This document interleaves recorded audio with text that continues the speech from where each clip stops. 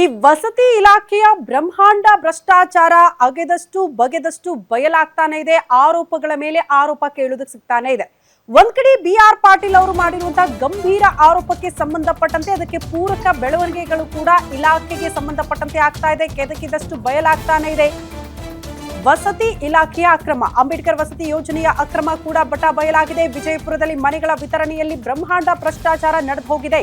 ತಲಾ 40,000 ಹಣ ಪಡೆದುಕೊಂಡಿದ್ದಾರಂತೆ ಗ್ರಾಮ ಪಂಚಾಯತ್ ಸದಸ್ಯರು. ಸಿಂದಗಿ ತಾಲೂಕು ರಾಂಪುರ PA ಪಂಚಾಯತ್ ಸದಸ್ಯರಿಂದ ಹಣ ವಸೂಲಿಯಾಗಿದೆಯಂತೆ. ಗಣಿಹಾರ ತಾಂಡ, ರಾಂಪುರ ಈ ಭಾಗದಲ್ಲೆಲ್ಲ ದುಡ್ಡು ಇಸ್ಕೊಂಡಿದ್ದಾರೆ. ಬೆನಕವಟಗಿ ಹಾಗೂ ಬೇರೆ ಬೇರೆ ತಾಂಡಗಳಲ್ಲೂ ಕೂಡ ಹಣ ವಸೂಲಿಯಾಗಿದೆಯಂತೆ ಮನೆಗಳನ್ನ ಕೊಡೋ ನಿಟ್ಟಿನಲ್ಲಿ. ಇದಕ್ಕೆ ಸಾಕ್ಷಿಗಳು ಕೂಡ ಲಭ್ಯ ಆಗಿದೆ. ವಾಟ್ಸ್ಆಪ್ ಗ್ರೂಪ್ನ ಆಡಿಯೋ ಚಾಟ್ನಲ್ಲೂ ಕೂಡ ಎಲ್ಲವೂ ಕೂಡ ಅಕ್ರಮ ಬಯಲಾಗಿದೆ. ಪಿಂಟು ರಾಠೋಡ್, ಮೊಹಮ್ಮದ್ ಇಂಚುಗೆರೆಯ ಆಡಿಯೋ, ಹಣದ ವಿಚಾರಕ್ಕೆ ಸಂಬಂಧಪಟ್ಟಂತೆ ಗ್ರಾಮ ಪಂಚಾಯಿತಿ ಸದಸ್ಯರು ಮಾತನಾಡಿರುವಂತಹ ಆಡಿಯೋ. ಹಾಗಾಗಿ ವಸತಿ ಇಲಾಖೆಯಲ್ಲಿ ಅಕ್ರಮ ಆಗಿದೆ ಅನ್ನೋದು ಬಹಳ ಸ್ಪಷ್ಟವಾಗ್ತಾ ಇದೆ ಈ ವಾಟ್ಸ್ಆಪ್ ಚಾಟ್ನಿಂದ. ಹಾಗಾದ್ರೆ ಆಡಿಯೋದಲ್ಲಿ ಏನಿದೆ ಬನ್ನಿ ಒಂದ್ಸಾರಿ ನೋಡ್ಕೊಂಡು ಬರೋಣ. ನೀನೇ ಕೊಡು ರೊಕ್ಕ, ನನಗೇನ್ ಮಾಡ್ತಾನ? 40,000 ಕೊಡು ರೊಕ್ಕ. ಯಾರು ಯಾವ್ದು ಬೇಕಾದ ಕೊಡಲಕ್ಕ, ನಿನಗೆ ಯಾಕೆ ಬೇಕು? ಅದೆಲ್ಲ ಮನ್ಸಿಗೆ ಬಂದಿದ್ದು ಹಾಕ್ತೀವಿ. ನೀವು ನಿನಗೆ ಹಾಕಂಗಿದ್ರೆ ನನಗೆ ಮಾತಾಡ್ಬೇಕು, ನಾ ಕೊಡ್ತೀವಿ. ನಿನಗೆ ಮಾತಾಡಂತಂದ್ರ 40,000 ರೂಪಾಯಿ ಒಂದ್ ಮನಿ ಕೊಡು. ಈಗ ನಿಮ್ ಊರನ್ ತಾಂಡ್ಯದವ್ರು 40,000 ರೂಪಾಯಿ ಒಂದ್ ಹೇಳಕತ್ತಾರ ನನಗ. ಹೆಂಗ್ ಮಾಡ್ತೀಯ ಪಟ್ನೆ ಹೇಳ ಜಲ್ದಿ.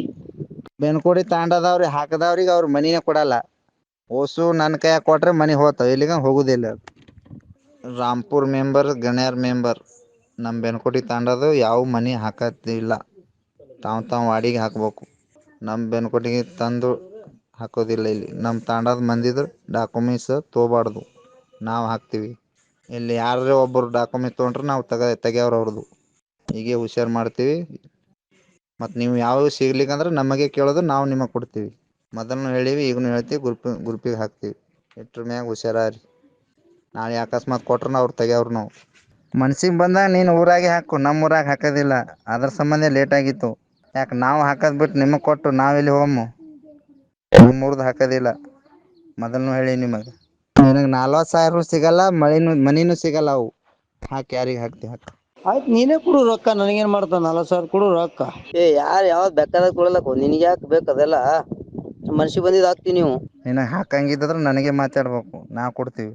ನಿನಗೆ ಮಾತಾಡಂತಂದ್ರ 40,000 ರೂಪಾಯಿ ಒಂದ್ ಮನಿ ಕೊಡು. ಈಗ ನಿಮ್ ಊರನ್ ತಾಂಡ್ಯದವ್ರು 40,000 ರೂಪಾಯಿ ಒಂದ್ ಹೇಳಕತ್ತಾರ ನನಗ. ಹೆಂಗ್ ಮಾಡ್ತೀಯ ಪಟ್ನೆ ಹೇಳ ಜಲ್ದಿ. ಬೆನ್ಕೋಡಿ ತಾಂಡದವ್ರಿ ಹಾಕದವ್ರಿಗೆ ಅವ್ರ ಮನಿನೇ ಕೊಡಲ್ಲ. ಓಸು ನನ್ನ ಕೈಯಾಗ ಕೊಟ್ರೆ ಮನಿ ಹೋತಾವ, ಇಲ್ಲಿಗ ಹೋಗುದಿಲ್ಲ.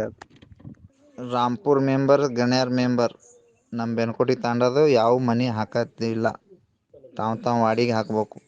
ನಮ್ಮ ಬೆನ್ಕೋಟಿಗೆ ತಂದು ಹಾಕೋದಿಲ್ಲ. ಇಲ್ಲಿ ನಮ್ಮ ತಾಂಡದ ಮಂದಿದ್ರು ಈ ಬಗ್ಗೆ ಮತ್ತಷ್ಟು ಡೀಟೇಲ್ಸ್ ಅನ್ನ ಕೊಡ್ತಾ ಹೋಗ್ತಾರೆ ನಮ್ಮ ಪ್ರತಿನಿಧಿ ದೀಪಕ್ ದೂರವಾಣಿ ಸಂಪರ್ಕದಲ್ಲಿ. ದೀಪಕ್, ಈಗ ಗ್ರಾಮ ಪಂಚಾಯಿತಿ ಸದಸ್ಯರು ಮಾತನಾಡಿರುವಂತಹ ಆಡಿಯೋ ಬಹಳ ಸ್ಪಷ್ಟವಾಗಿದೆ. ದುಡ್ಡು ಬೇಕು, ದುಡ್ಡು ಕೊಟ್ರೆ ಮಾತ್ರ ಮನೆ ಅನ್ನೋ ನಿಟ್ಟಿನಲ್ಲಿ ಅವರ ಮಾತುಕತೆಗಳು ಆಗಿರೋದನ್ನ ನಾವು ಗಮನಿಸ್ತಾ ಇದ್ವಿ. ಇದಕ್ಕೆ ಸಂಬಂಧಪಟ್ಟಂತೆ ಆ ಸದಸ್ಯರು ಏನಾದ್ರೂ ಕ್ಲಾರಿಟಿ ಕೊಟ್ಟಿದ್ದಾರಾ? ಬಹುತೇಕರು ಹೇಳ್ತಾರೆ ಅದು ನನ್ನ ಧ್ವನಿ ಅಲ್ಲ, ನಾವು ಮಾತಾಡಿದ್ದಲ್ಲ, ಬೇಕಂದ್ರೆ ತನಿಖೆ ಆಗ್ಲಿ ಅಂತ. ಸೊ ಒಟ್ನಲ್ಲಿ ವಸತಿ ಯೋಜನೆಗೆ ಸಂಬಂಧಪಟ್ಟಂತೆ ದುಡ್ಡು ಕೊಟ್ರೆ ಮನೆ ಅನ್ನುವಂತಹ ಪರಿಸ್ಥಿತಿ ಇದೆಯಾ ವಿಜಯಪುರದಲ್ಲೂ ಕೂಡ ಅಂತ? ಖಂಡಿತ ಶ್ರುತಿ, ಏನು ಈ ಒಂದು ಘಟನೆ ನಡೆದಿರುವಂತದ್ದು ಸಿಂದಗಿ ತಾಲೂಕಿನ ರಾಂಪುರ PA ಗ್ರಾಮ ಪಂಚಾಯತಿ ಸದಸ್ಯರ ಒಂದು ಮಾತುಗಳು ಈಗ ವಾಟ್ಸ್ಆಪ್ ನಲ್ಲಿ ಹರಿದಾಡ್ತಾ ಇದೆ. ರಾಂಪುರ PA ಪಂಚಾಯತಿ ವ್ಯಾಪ್ತಿಗೆ ಬರುವಂತಹ ಗಣಿಯಾರ ತಾಂಡ ಮತ್ತು ರಾಂಪುರ ತಾಂಡ, ಬೆನ್ಕೌಟಗಿ ತಾಂಡ, ಬಬಲೇಶ್ವರ ಗ್ರಾಮಗಳಿಗೆ ಏನು ಫಲಾನುಭವಿಗಳ ಆಯ್ಕೆ ಇದೆ, ಈ ಒಂದು ನಿಟ್ಟಿನಲ್ಲಿ ಪಿಂಟು ರಾಠೋಡ್ ಮತ್ತು ಮೊಹಮ್ಮದ್ ಇಂಚುಗೆರೆ ಅನ್ನುವಂಥವ್ರು ಮಾತನಾಡಿರುವಂತಹ ಆಡಿಯೋಗಳು ಈಗ ವೈರಲ್ ಆಗ್ತಾ ಇರುವಂತದ್ದು. ಒಂದು ಕಡೆ ಕೆಲವು ಫಲಾನುಭವಿಗಳಿಗೆ ಈ ಮನೆಗಳನ್ನ ಕೊಡಬಾರದು ಅನ್ನುವಂತ ಮಾತುಗಳು ಕೂಡ ಕೇಳಿ ಬರ್ತದೆ. ಮತ್ತೊಂದು ಕಡೆ 40,000 ಹಣ ಪಡಿತಾ ಇರೋದು ಕೂಡ ಬಹಿರಂಗವಾಗಿ ಆಡಿಯೋಗಳ ಮೂಲಕ ಈಗ ಬಹಿರಂಗವಾಗ್ತಾ ಇರುವಂತದ್ದು. ಹೀಗಾಗಿ ಏನ್ ಸರ್ಕಾರದ ವಸತಿ ಯೋಜನೆಗಳಿವೆ, ಅಂಬೇಡ್ಕರ್ ವಸತಿ ಆಗಿರ್ಬೋದು, ಇಂದಿರಾ ಆವಾಸ ಯೋಜನೆ ಆಗಿರ್ಬೋದು, ಬಸವ ವಸತಿ ಯೋಜನೆ ಆಗಿರ್ಬೋದು, ಒಟ್ಟಿನಲ್ಲಿ ಸರ್ಕಾರದಿಂದ ಬರುವಂತಹ ಆಶ್ರಯ ಯೋಜನೆಗಳ ನಡುವೆ ಹಂಚಿಕೆಗೆ ಈಗ ದುಡ್ಡಿನ ವಾಸನೆ ಮತ್ತೆ ಲಂಚದ ವಾಸನೆ, ಭ್ರಷ್ಟಾಚಾರದ ವಾಸನೆ ಬಿಡ್ತಾ ಇರುವಂತದ್ದು ಸ್ಪಷ್ಟವಾಗ್ತಾ ಇರುವಂತದ್ದು.